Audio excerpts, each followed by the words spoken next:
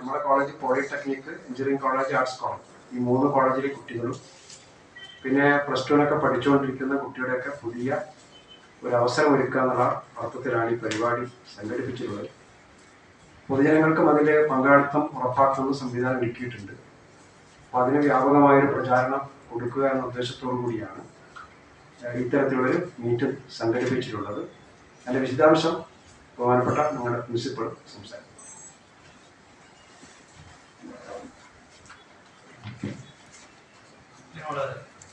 നമ്മുടെ സെക്രട്ടറി സൂചിപ്പിച്ചതുപോലെ ഈ അക്കാഡമിയ ഇൻഡസ്ട്രി മീറ്റപ്പ് എന്നുള്ളൊരു കോൺസെപ്റ്റിലാണ് നമ്മൾ 2019 ഇത്തരമൊരു സംഘടിപ്പിച്ചിരുന്നു.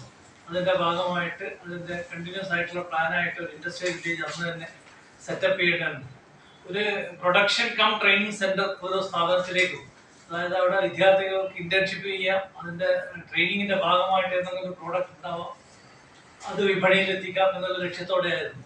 പക്ഷെ അന്ന് നിർഭാഗ്യവശാൽ ആ സമയത്താണ് കോവിഡ് പാൻഡമിക് കൊണ്ട് നമ്മുടെ വിദ്യാഭ്യാസത്തിലൊക്കെ വലിയൊരു മാറ്റങ്ങൾ വന്ന സമയത്ത് അതൊരു ഹോൾട്ടപ്പായി.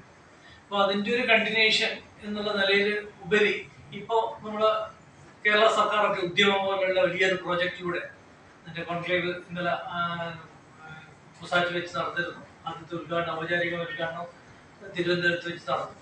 അപ്പോൾ ആ